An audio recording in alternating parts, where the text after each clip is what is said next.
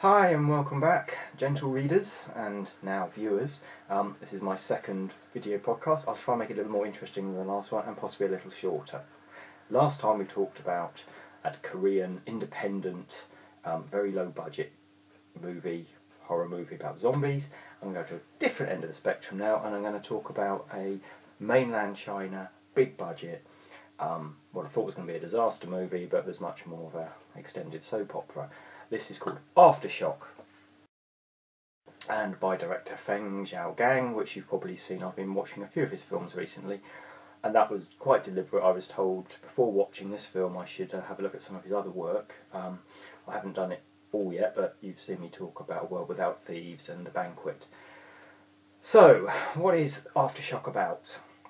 Well, its starting point is the 1976 Tangshan earthquake, which in historical terms is the 20th century's biggest natural disaster in terms of human life lost. The current figure is about 250,000 people lost their lives in this earthquake and its aftershocks. At the time it was much less reported by the Chinese authorities, and there are estimates now that actually may have been 600,000. But let's just keep with the idea that it was 250,000. I think that's horrific enough a number. So the film opens up, we meet a man and his wife and their two twin children, a boy and a girl, and they're going about their daily life. There's ill omens and signs going around, dragonflies flying around in swarms and fish jumping out of fish tanks. Something's not quite right here. But it's hot, it's a hot time of year, and one evening the husband and wife are talking about maybe having another child. They get a little amorous, they jump into the back of his truck, and suddenly the earth moves. No, not in that way. The earth really does move, and a horrendous earthquake basically destroys their city. In the aftermath of this, the woman wakes up and finds her husband to be dead, and she gets out and sees that her apartment block has collapsed and her two children are trapped underneath a giant concrete block. The rescuers try very hard to save her children, but basically tell her she's got to make a decision. They can save the boy or they can save the girl. The action of lifting that block up will crush and kill the other one. I mean, it's a terrible choice to make, and she really struggles to make it. But she does finally decide to choose the boy. We never really understand why she chooses the boy over the girl. Unfortunately, the little girl hears this, and whilst the boy is saved, losing an arm in the process, the little girl is left for dead. The mother picks her up, lies her with the father, and goes on to a life of mourning. 32 years of mourning, as it turns out. However, we the viewer find out the little girl isn't dead at all, and she's just gone into shock, into a coma. She wakes up, and fully aware of the decision her mother made. She heard it, and she was already a bit upset about not getting some fruit earlier on because her brother got it. And the story goes on from here. The young girl is adopted by a People's Liberation Army couple who look after her and are really nice parents, but she's really harbours a grudge about what happened, so she starts off being very silent and sullen. But over the years she gets better with other people, but this grudge is still gnawing at her soul.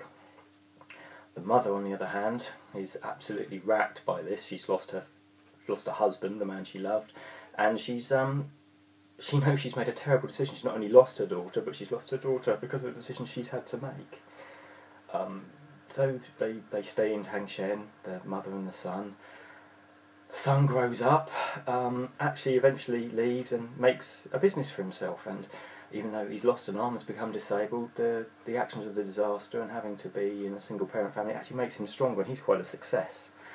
The girl, on the other hand, goes off to university and wanting to become a doctor, meets a boy, gets pregnant, runs away, has the baby, eventually marries some white man and moves to Canada.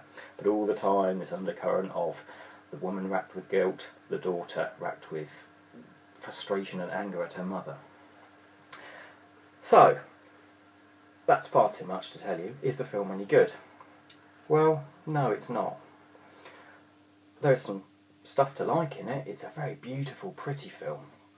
And the earthquake is done very well. It's all over in a couple of minutes, which is consistent with how the earthquake was. It only took about 15 seconds and then there was an aftershock afterwards. it doesn't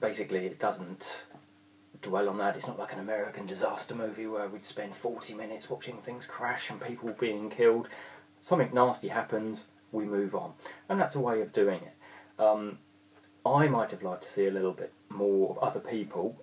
You know, like I said, 250,000 people are admitted to in this film of dying. I'd like to have seen some more stories. That's just me, because there's a 2 hours and 15-minute film and we concentrate basically on 2 people. And that's the other problem with the film. The film is like a soap opera that you only tune into once a year. So you get to meet the characters and you see them again, and lots of stuff's happened to them in the meantime, but you never really find out what it was, why they changed, what's different about them. The girl goes through all sorts of events which I've described to you about, but we never see any of them. We never see her giving birth, we never see why she's married this white guy, we never really see why she moved to Canada. We just see her looking quite sullen and upset and angry about things, which is understandable, but we never really get to know her. We only get to know her grief and her upset. We never get to see her how actually she does love her adopted family. Only in a later death scene you really get a feel for it. The mother is slightly better done because she has been totally tethered by this grief and this guilt. The son, on the other hand, is a much more interesting story about how he's grown out of adversity, a double adversity, but he's almost sidelined for most of the film. It's very, very strange. But there are some nice performances in it. The wife, Ju Fan, who I think is the wife of the director, is absolutely excellent. She really carries the film, much more than the girl who plays the daughter, who I found, although relatively easy on the eye, she didn't have a lot to do. She only had one emotion to display most of the time. And the real star for me is Chen Dao-ming, who plays the adopted father, who's a really genuinely nice guy who really loves this girl and doesn't care that this is an adopted child and that he wants her to know about her old family and try and find relatives. He's absolutely frustrated that she doesn't seem to want to connect with that old part of her life. But that's another disappointment, because when she finally does meet them again, that whole other life's forgotten about. So I never get a sense of connection or circle, or it would just be nice to see that. And there's lots of things like that in this film. The film is bookended by a second earthquake, the Sichuan earthquake, where the son goes and helps out because he's a Tangshan survivor, and that's what Tangshan survivors do. The girls in Canada finds out about it and realises she has to go and help as well, as a medical person. She overhears him talking to a colleague about what happened to him, and she realises, oh my god, that's me. Next thing you know, they're in a bus going back to Tangshan to visit the mother. But we never got to see that reconciliation between 2 siblings, and 2 twin siblings, which I think is an important part of it. It's just really odd. The whole film just seems to be missing out key elements at the expense of painting a big picture. And then I have another problem with the film, and this is a bit more political, and this is maybe how I would want to do the movie. The Tangshan earthquake not only was a terrible natural disaster and has huge human impact, but it played an important part historically in the end of the Cultural Revolution in China. How the government and the Gang of Four reacted to it by lying and not... Apparently they could have given warnings about this earthquake. It wasn't a total surprise, and some other governors and some other provinces did warn people, evacuate people. And they didn't let foreign people come and help, and they banned the media and so on and so forth. So that would have been an interesting but different story. That's okay not to talk about it, except quite early on, after the earthquake, there's a scene where Mao has died, and we see everybody crying and wailing and state funerals and things like that, and you think, well, you're either going to talk about what was happening politically, or you shouldn't. And I found that a bit distasteful. I understand Feng Xiaogang is working within the confines of the Chinese system, and he can't be critical. But I would just not have mentioned it at all. I think I'd have been more comfortable with that. And there's some awkward bits where they keep talking about the People's Liberation Army being heroes of Tangshan and how they saved everybody, which possibly was true, but kind of misses the point that the political system that they were part of isn't heroes of it at all, and actually they could have helped more and maybe help prevent it. Anyway, it's an okay film. Like I say, it's very pretty. The early special effects are well done. There are a couple of nice performances in it.